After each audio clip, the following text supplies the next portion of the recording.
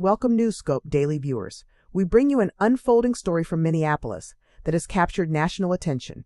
Democratic Congresswoman Ilhan Omar faced off with federal authorities Saturday in a heated clash at a major ICE facility, an episode that comes amid nationwide protests following a fatal immigration enforcement shooting.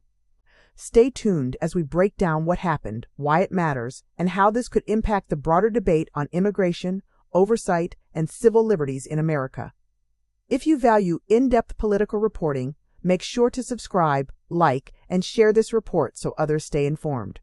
On Saturday, Minnesota's Bishop Henry Whipple Federal Building, home to the regional headquarters of Immigration and Customs Enforcement, became a flashpoint in an escalating standoff between lawmakers and federal agents. Representatives Ilhan Omar, Angie Craig, and Kelly Morrison, all Democratic members of Congress, arrived in the Twin Cities to conduct what they described as a congressional oversight visit to the immigration detention facility. The lawmakers said they had initially been allowed inside, but were abruptly denied further access and removed from the facility by federal officials shortly thereafter. Omar condemned the decision, insisting that members of Congress have a constitutional duty to oversee detention centers and that transparency was essential given recent events. What sparked this confrontation? This attempt at oversight comes on the heels of a high-profile and controversial incident earlier this week in which an ICE agent fatally shot 37-year-old Renee Good in Minneapolis, igniting massive protests and national outrage. The DAGs and ICE characterized their operation in Minnesota, dubbed Operation Metro Surge, as the largest immigration enforcement effort in state history. But critics, including state leaders and civil rights groups, say the agency's forceful tactics have exacerbated tensions, especially following the fatal shooting that has now triggered demonstrations across the U.S. calling for accountability and major policy reforms.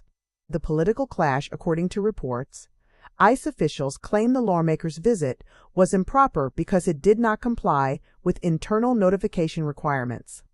A justification federal authorities said was necessary for the safety of detainees and staff. Omar and her colleagues rejected that reasoning, calling the decision a violation of federal law guaranteeing congressional access to detention facilities.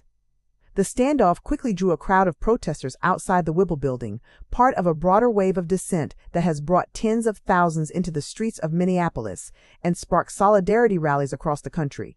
Why this matters nationally? This incident highlights several intersecting tensions in American politics today. Immigration enforcement boosts civil liberties. The deadly Minneapolis shooting has intensified scrutiny of ICE practices and use of force. Congressional oversight power. Lawmakers argue that unfettered access to federal facilities is essential to accountability. Public protest and political polarization. The incident has galvanized activists and citizens across ideological lines, fueling nationwide marches and calls for systemic reform.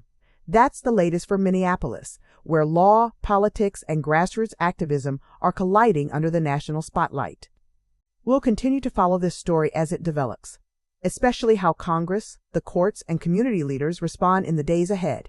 If you found this report informative and engaging, hit that like button, subscribe to Newscope Daily TV, and share this video with your friends and community. Your support helps us bring you the most accurate and in-depth reporting on the issues that matter. Thanks for watching. We'll see you next time with more news you can trust.